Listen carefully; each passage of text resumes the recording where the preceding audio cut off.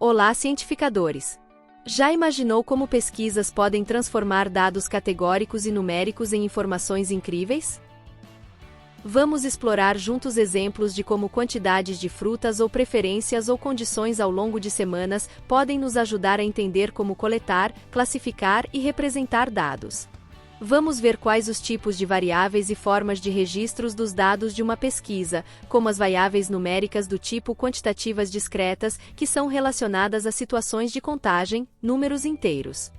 Por exemplo, número de revistas vendidas, quantidade de frutas em uma cesta e número de filhos. E variáveis numéricas do tipo quantitativas contínuas, que são relacionadas a situações de medidas que admitem qualquer valor em um intervalo. Por exemplo, massa de um produto, altura de pessoas, tempo de duração, crescimento de plantas e temperaturas. E também as variáveis categóricas do tipo qualitativas, que são textos ou números que não representam quantidades, como preferências, opiniões, rótulos ou classificações. Por exemplo, variáveis categóricas sem ordem como cidades e cores. E variáveis categóricas com ordem como avaliações, nível de escolaridade, ranking e tamanhos de roupas. E alguns exemplos de como registrar esses tipos de dados são: em forma de texto, que pode ser usado para descrever com detalhes ou apenas para resumir os dados. Tabela, que pode representar os dados com mais detalhes e com uma visualização mais rápida, mas não facilita a percepção visual de continuidade entre valores.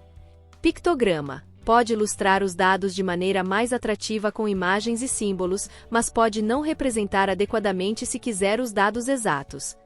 Gráfico de linhas, que pode ser usado para representar evolução, tendência, variação e transformação, mas pode não ser adequado para dados discretos ao sugerir continuidade que não há entre os valores. E gráfico de colunas, que pode ser usado para representar e comparar dados, mas pode não ser adequado para representar dados contínuos se deseja observar mudanças graduais entre os valores. Vamos ver um exemplo interativo. O código está disponível na descrição para o educador responsável baixar e editar. Você deve escolher o tipo de representação: pictogramas, gráfico de colunas ou de linhas ou tabela. Você deve preencher as informações solicitadas com variáveis categóricas ou numéricas. Você deve definir se quer ou não agrupar os dados coletados.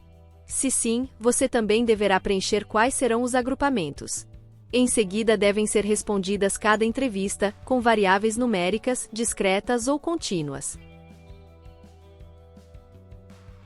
Então será gerado o que foi escolhido, o pictograma ou gráfico de linha ou de colunas ou tabela, com os dados que você forneceu, para observar maneiras de organizar os dados e assim obter informações para apresentar texto escrito sobre a pesquisa. É assim que funciona, com pictogramas, gráficos e tabelas sempre variando, conforme os dados que você fornecer. Então é isso. A habilidade da BNCC deste vídeo foi a número 25 de Matemática do 5º ano do Ensino Fundamental.